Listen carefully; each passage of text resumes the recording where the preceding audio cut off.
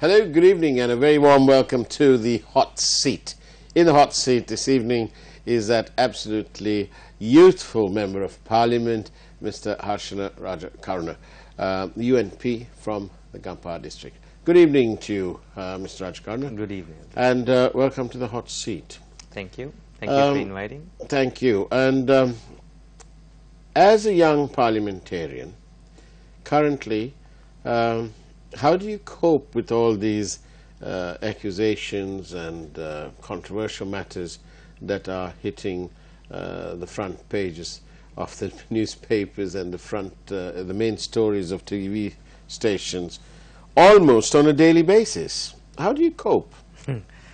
To be honest, it's not easy, but I guess that's part and parcel of being in government. It's not the role that we usually play when we are in the opposition. In the opposition, that's what we do. But when we are in the government, you know, the accusations are there, and also there's so much of freedom, even in the context of media, that I think it's a good thing. I think it's a positive thing. That in one sense, the governing bodies will also know that, you know, you can't do anything wrong. If so, it will be the media that comes first on you. So it's a positive thing. But, you know, there are hidden political agendas as well in certain media organizations. But I think overall, it's a good positive thing, and it's a new culture that has been brought up, I think, in the last few years. We didn't see that that strong when the previous regime is there. But I would always say that this organization has been always at it. Yeah, we've been at it even in the face of challenging political situations in the past. Not that, of course, is not to say that there are no challenges in this government too, but then I think after getting bombed and stoned and all that, you know, we know a thing or two about this. So, but Mr. Rajakaruna, what do your when you have your regular surgeries at meeting your constituents in your district, what do they say? What are the things that you hear all the time? What's in the order of? I think number one of the list would be employment. That's a main thing these days. I mean. Are they looking for jobs in the government sector? In the government sector. That's what they're looking for. Precisely, government sector. So does the government have enough jobs to give them? No, you can't do that. You know, it's impossible to that. You can't have, you know, you can't everybody have government jobs. And I think the reason behind that is there was a political culture in the past. If you work for a political party, and if you are in government, you're assured a government job. That is the political culture that they have been used for the last decade. So they do expect the same thing even in this government. I think personally I have been working in the private sector, and I think that you know, private sector jobs are probably even better than the government sector jobs. What did you do actually in the I was an investment advisor. Okay. Yes. Okay. At John Kew's. I see. And now then, how do you cope with these? Obviously, your leader, for his own in his own inimitable style, remains charismatic, at least to those who support him wholeheartedly. So how do you feel when there are allegations of irregularities in, say, procurement procedures, for example, How do you feel? No, I think if there are issues, we do speak in the group meeting. We generally have it once a month before the parliamentary week starts. And if there are issues in particular, not only in procurement issues, in any government issues, we speak at the group meeting, and we try to rectify that. Are those discussions candid and open? Absolutely, absolutely. It's restricted to the government members. Yeah. But yes, it is very open. And it's chaired by the Prime Minister? Most of the time it's chaired by the Prime Minister, or we do have it chaired by the President as well. How much in awe are you of him? When you look at him, and is he the sort of figure who's not approachable, or that you feel you fear to say hello to him? How easy is it? No, with him? he's very approachable. I mean, every person is different from each other. Does he snap at you and say, "What do you want"? Absolutely not. He's very approachable. He actually of late he's more approachable than before, and he would. Is he going soft in his old age? I think he's going soft and better. Yes. Ah, I see. Right. Well, after the break, I've got some interesting questions for you. We'll turn the heat on a bit, okay? So stay with us. Don't go away. This is, after all, the hot seat. Stay with us. Don't go away.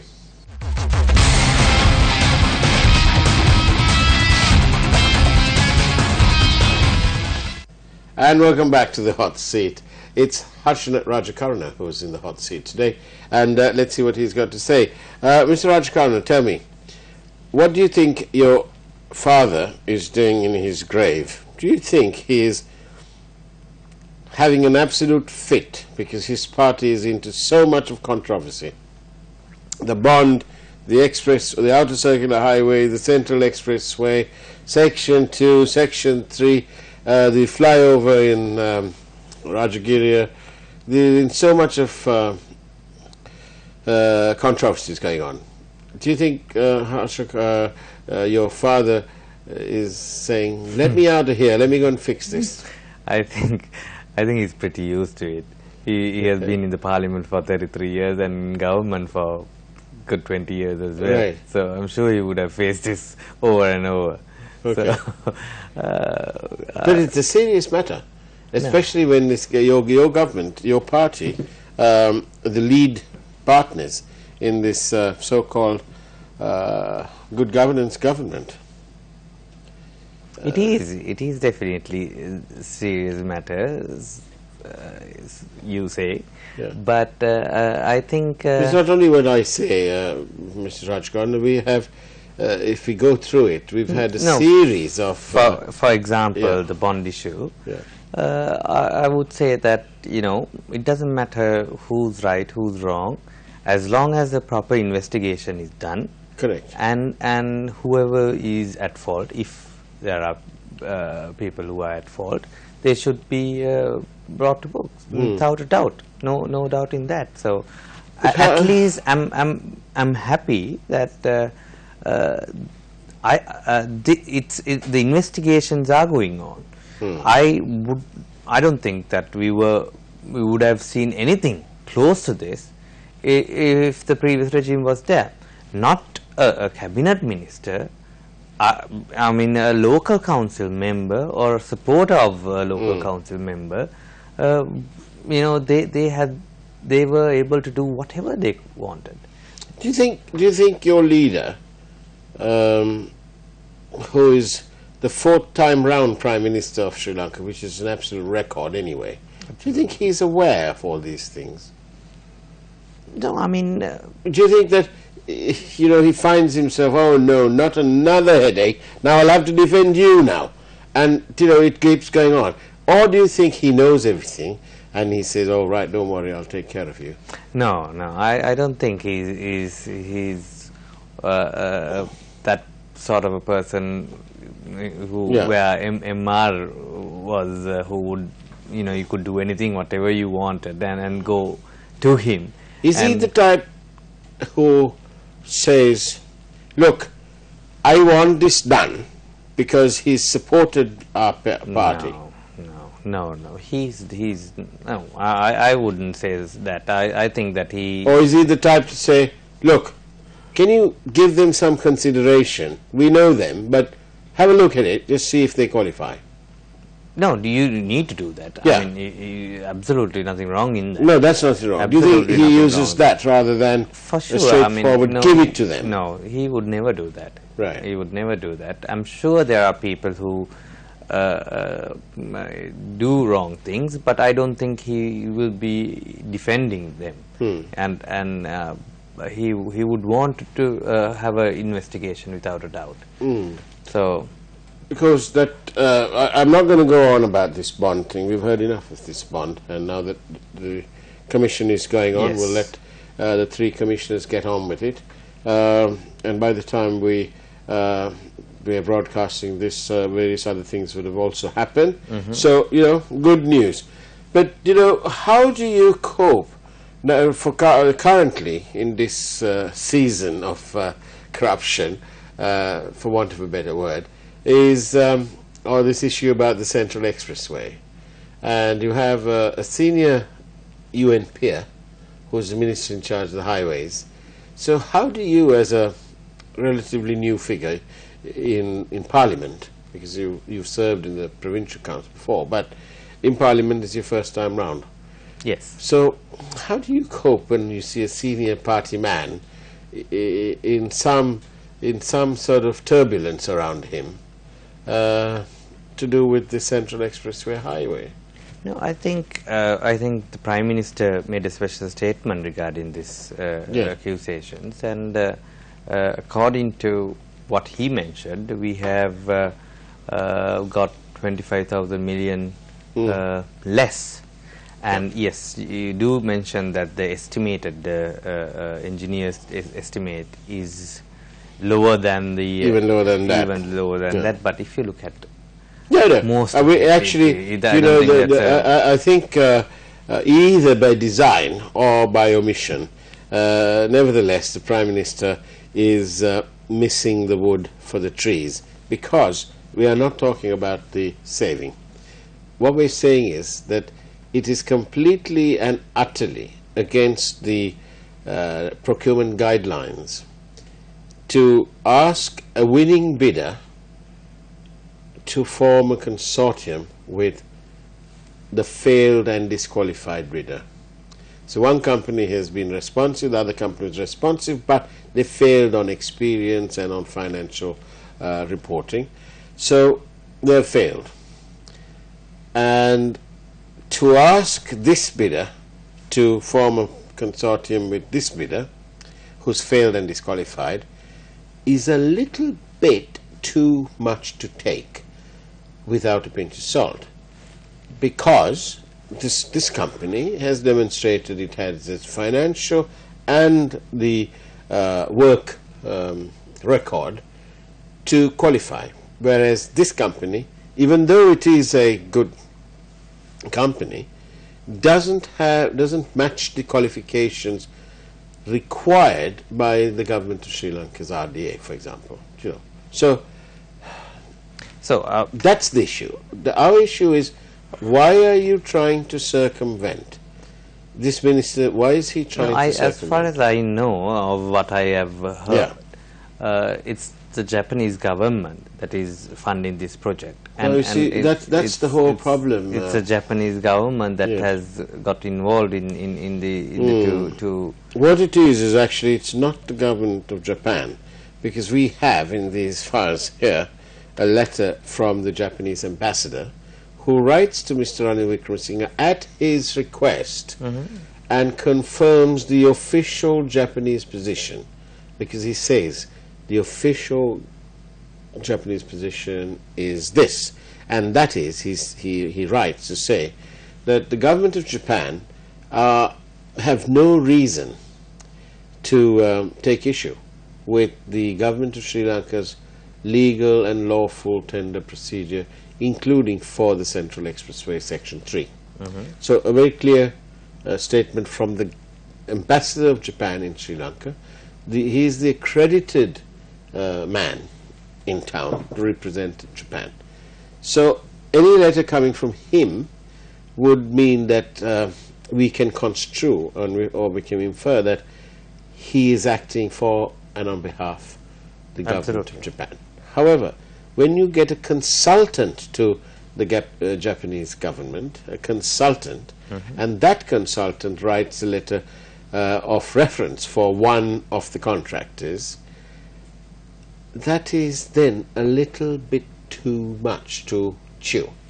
Because as you know, if no ambassador representing Sri Lanka in any country can enter into give assurances without the concurrence of Colombo.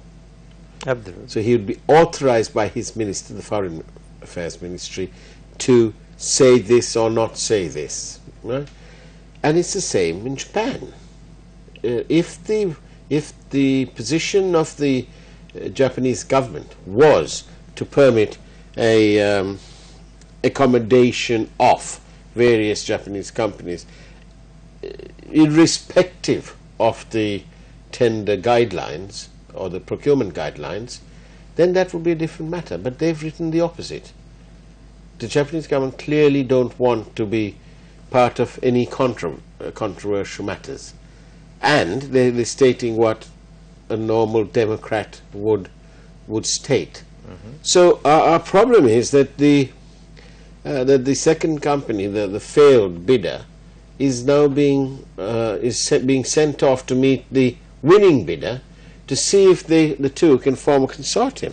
That's completely against the norms. And that's why this question mark arises. It's precisely why there is. No, I'm sure the bidder, if he's not happy with the result that he intending to take, he can even go for legal action and have there's that freedom. So it's up to them. So it's up to them.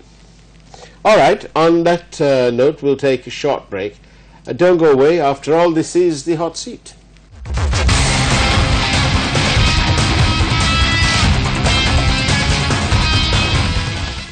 Welcome back to the Hot Seat, and it's Harshana Rajakaruna, MP, UNP, Gampar District, with us today. And Mr. Rajakaruna, do you think elections will be held soon? Are you battening down the hatches? Are you ready to go to the battle? Absolutely, absolutely. We are waiting for it, and I think the municipal council elections will be held in January, I would say. Apparently, we were discussing with the election commissioner to have it in December, but he's finding it difficult with the O-level examinations. So most likely January, the month of January. I see. Yeah. I see. And your ground troops ready? Absolutely. Grassroots all ready? Absolutely. Absolutely. I wish it was the year ago, but but yeah, we're definitely confident. Right. And you are confident of winning your seat. And what do you think the chances are for the United National Party? I think we have a better chance than even in the 2002 local council elections. 2001 we had government, we formed the government, and we had the local council elections in 2002, which we won most of the councils. I think we will have a better chance this time. And I see that there's a split in the SLFP, and there'll be two... Is the split in the SLFP, obviously for whatever reason they're having that split, is that of greater significance to the people than the bond scam and this expressway and outer circular highway, than those projects? What do you think? I think it's two different things. Anyway, having the opposition split is a benefit. Right. So I'm confident that we have worked quite a lot in our electorates, infrastructure development projects, and what we have done for the health sector, what we have done for the education sector. So we have done a lot of things that people wanted in the grassroots levels. So we are confident, and even now at the the time that we are speaking, there's quite a lot of infrastructure projects that is going on. So particularly in my electorate, which is Dompe in Gampa district, we have done an amazing amount of work. This Dompe is some sort of it has a lot of figures, doesn't it? We have Pali Gunaratna there, and his cousin Gamini, and you're there, and there's also Dilip, yes, he's there. Yes. Dilip. So it's nice cozy club, but Dompe is also the place where all these sort of dead bodies are found in its dumps. Why is it so negative? No, that's just a one-time thing. It was just a one-time. Yeah. It's a significant electorate. It was former Felix Dias Bandaranaike's electorate. Right. During the SLFP times before 77. And my father contested against Felix Dias Bandaranaike in 77 and won that. I think that was probably the most significant victory in the 77 election. And since then he has been there representing Dompe for 33 years.